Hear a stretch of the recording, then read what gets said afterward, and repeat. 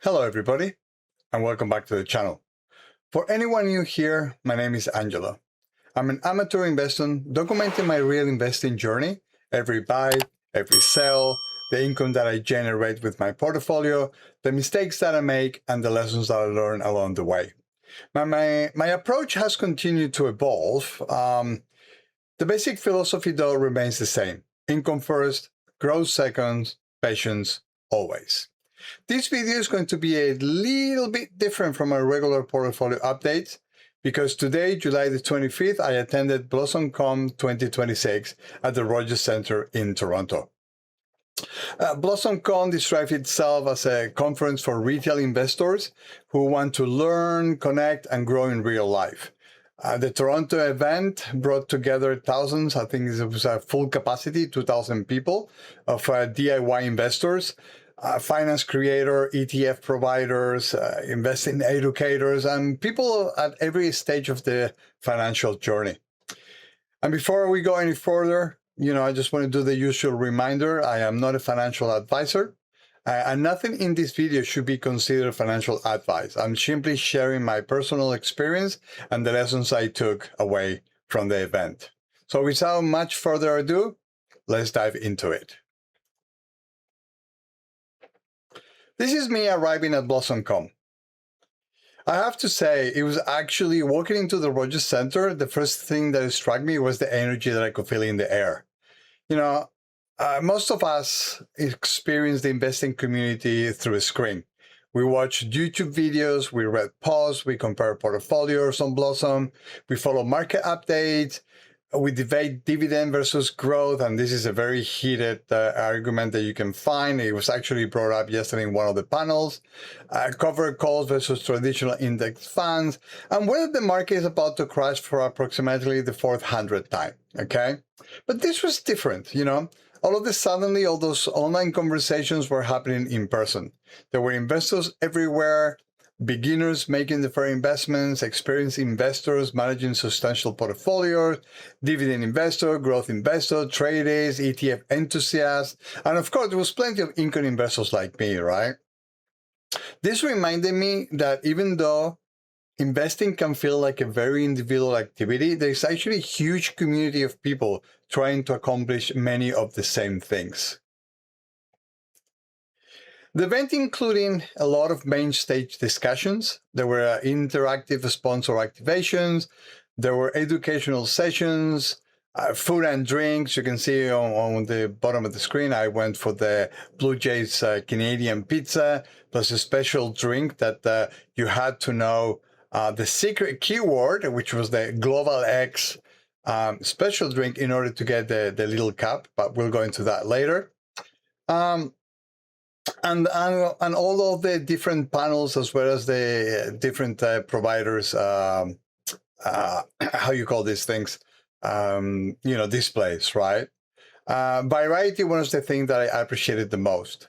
You did not have to agree with what every single provider was selling or follow, the different strategies to actually learn something new, One of the biggest lessons that I've learned during my own journey is that investing is not about finding one person and copying everything they do.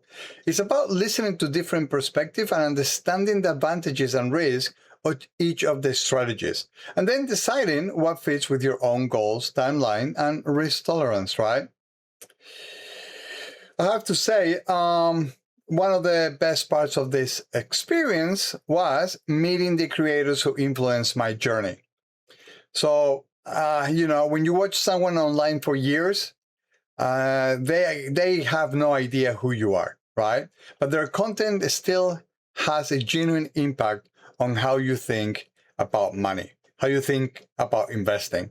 Obviously, Adriano, which is probably the most popular investor. I think it was one of the early beginners when it came to PII. It was like he was really the one that put me into this particular space. I don't necessarily agree with everything that he shows because I come from a different perspective. but it was his initial ideas that put me on this track. Then I met Paul. With Paul, I related a little bit more. I find that Paul and me, we both come from similar backgrounds. Paul was laid off, I was laid off. I think we're like 1 or 2 years apart when it comes to age. And what he's trying to do, it's pretty much what I'm trying to do. The only difference is that he had already accumulated enough capital in order to get him to where he is today with the kind of income that he's receiving today, right? I'm not still there. If you've been following my videos, you know that I started from zero. And the third influencer that I really appreciate, it's Leon. Leon, it's a very intelligent individual, and from him I'm learning about different instruments that before I never really actually thought about it. Mostly derivative, things about options, puts, calls, and things like that. That was not something that was on the top of my head when I got into this journey. I'm still not dwelling into it. I find them very risky. I don't think I'm ready to risk the little capital that I have yet. But yeah, no, it was great meeting them. So thank you for the three of them for making time to actually accommodate me. So in terms of what BlossomCon made me think about my own portfolio, obviously, naturally attending an investing conference made me reflect on my own portfolio. My portfolio has historically, and historically means the last 2 years, been heavily focused on generating income, because that really is my ultimate goal, right? Income remains extremely important to me. I'm definitely not abandoning this strategy. However, as my portfolio matures, right, and if you take a look at a presentation that I did a couple of weeks ago, you will understand all the different stages that I'm going to go through. I spent a little bit more time thinking about the quality of that income, the sustainability of the distribution, the total return, diversification, and the long-term role of every holding. This event, BlossomCon, reinforced that a high yield by itself does not automatically make something a good investment, and that was highlighted by Mr. Kovacs and by Adriano himself on one of the panels, right? The questions that you still need to ask yourself is, what role does this holding play? Is this income sustainable? What risk am I taking in order to receive this distribution? Am I sacrificing too much long-term growth, if any? Those are actually questions that, that I already asked myself when reviewing my portfolio. But hearing different perspective when attending all the different panels, particularly in person, helped reinforce their importance, right? I left BlossomCon feeling motivated, not to completely rebuild my portfolio, obviously not, or chase whatever investment was mentioned on the stage, but to continue improving the process behind my decisions. And now we come to the most exciting part, which is swag reveal, okay? Let's move into, let me grab my little bag that I have right here of all the goodies that I received at BlossomCon, which I tell you, heavy bag, man. It is a really heavy bag. So the first thing you got when you came into the conference was your Blossom bag. And I'm gonna put this one down for the moment. And inside the bag, you got a t-shirt. Got a BlossomCon t-shirt, BlossomCon 2026. We got a pair of socks. Okay, this one is a strange one. Pair of socks, but hey, you know what? Why not? Very welcome.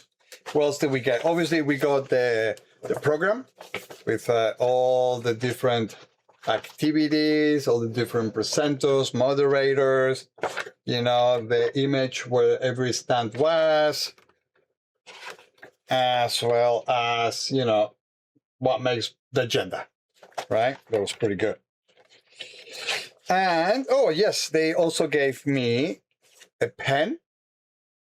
There was I think there was an event, I don't know what I did with it. There was an event where you had to go around and collect stars. I I didn't do that. But I saw that there were some people collecting stars. Apparently, if you collected all the stuff and you handed in the little thing, you were put in a chance to participate on a COB closing session.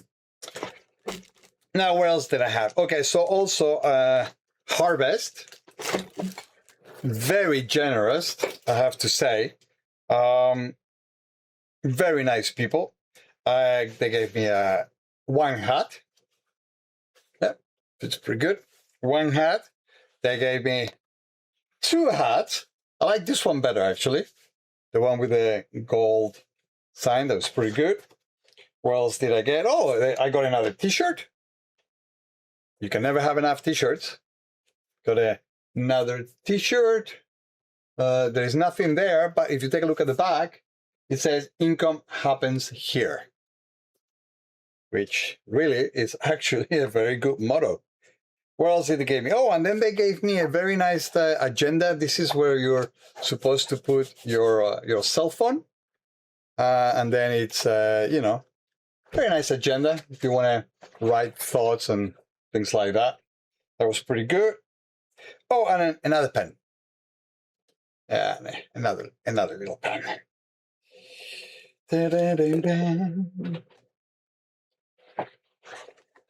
I have to say that it was probably the most popular stand in terms of the amount of people that I saw queuing. Plus, they had great coffee, which I did queue for. The queue for the coffee was actually bigger than the queue for the little game they had running. Then what else did we have? Okay, so on the Global X stand, I participated in, there's this game where you have to open a suitcase to find what the price is inside. I actually won a Lego, which my youngest will probably be extremely happy. So that was very nice. Thank you, Global X. Brompton fans, I participated on the little game and I won a little water bottle. That was pretty good.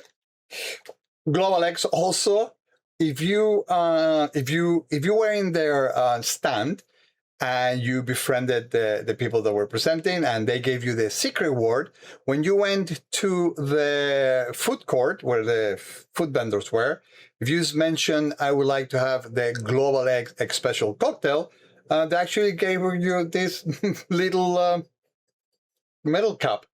So very original. The cocktail was very good. The lady at the cocktail told me like, oh, it's very strong. I'm like, I didn't feel it was very strong, but it was actually very good. Oh, sorry. This is the, yeah, there you go. This is the thing that you had to put 1 star on each of the different vendors. And then if you submitted it, you would be invited to attend an upcoming market close at the CBOE. I didn't do it. It was a little bit too much for me. What else did we have? Obviously, this was my my lanyard that they give you at the very beginning. I was attendee. There were others for VIP and for obviously the people that were presenting. Then I got a clip-on light. Don't remember where I got this from. I think it was from, I can't remember who I got this from. I don't know if it was, no, this I got from CBIC, the little gopher or whatever this is. Yeah, whatever. What else do we have? Oh, yes, Dynamic Investment. They gave me a pair of socks. Is there a theme happening here with the socks?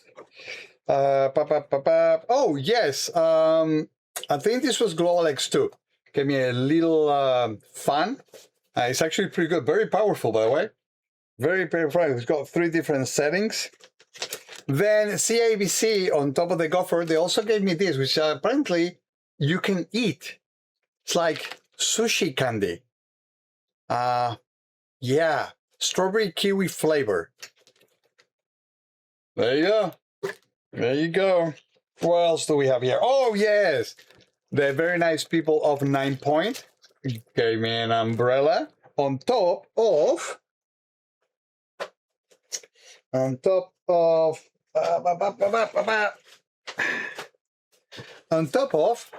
a magazine with, yeah, you guessed it, Mr. Adriano himself, looking very sharp.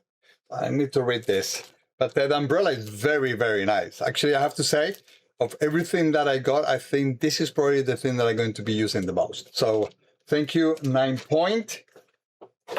What else did we get? We got some photos made. There were a few places at the venue where you could get photos made. So yeah, that was a nice souvenir. What else did we get? Oh yeah, I've become a collectible. I'm a Blossom 2026 collectible. So it's very nice. It's actually like properly put into a plastic cover, so it's protected.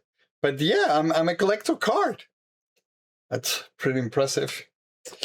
What else? Oh yes, I got this to grow.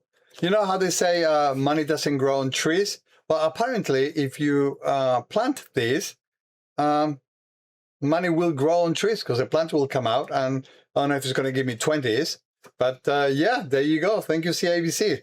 My kids will love this. I'll become an experiment. Obviously, I got an ETF roadmap from GlobalX. They share with me that they are working on bringing into Canada single country ETFs, which is something that I've always wanted to have. Sometimes, you know, you don't want to invest always on the S&P 500 or the NASDAQ. You want to invest in, let's say, Spain in my case, you know. I want to invest in the Spanish economy. Single country ETF. They have them in the US. Apparently, they're going to come into Canada very soon. So that's pretty much it for all the swag that I got. That was actually pretty good.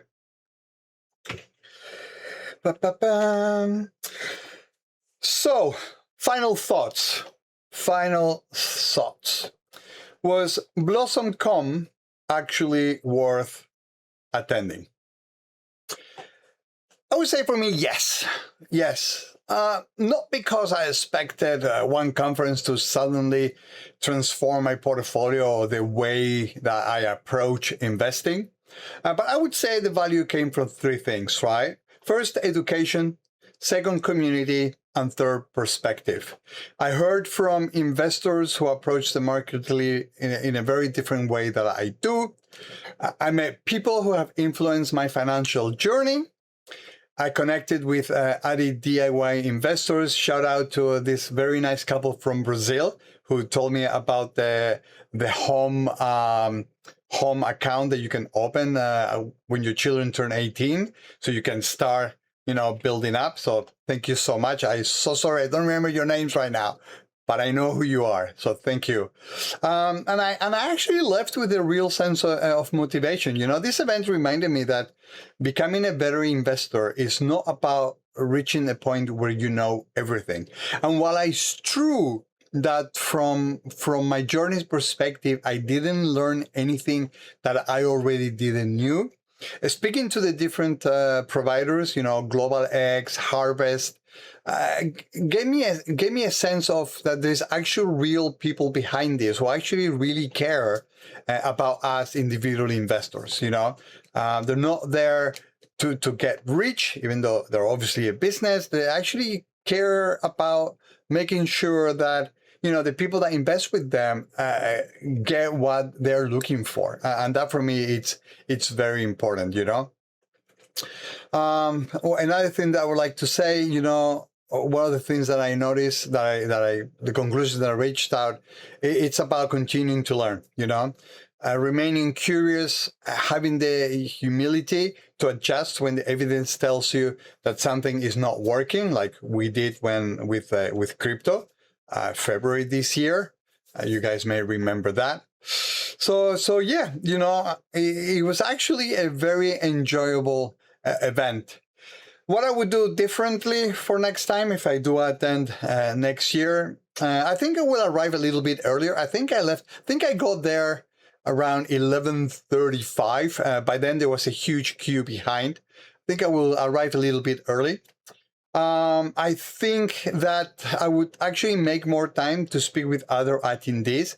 It's very easy to become focused on the speakers and the creators that are in all the different panels, and also meeting, those influencers that you followed. But I think it's with so many investors, right? I mean, there were thousands of individual investors in the room, each one with their own fascinating stories and strategies. I think, I think it would be something that I'm going to focus next time. I'm going to make sure that I spend more time talking to the people on the floor, right? My biggest takeaway for BlossomCon 2026 is that investing doesn't have to be a solitary journey, right?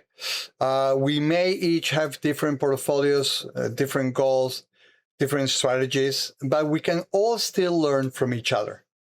Creators that I have met influenced different parts of my journey, but ultimately my portfolio reflects my own decisions, my own risk tolerance, and my own goals. And this is exactly how it should be, I'm leaving BlossomCon with new ideas, new connections, and most importantly, more motivation to continue improving as an investor.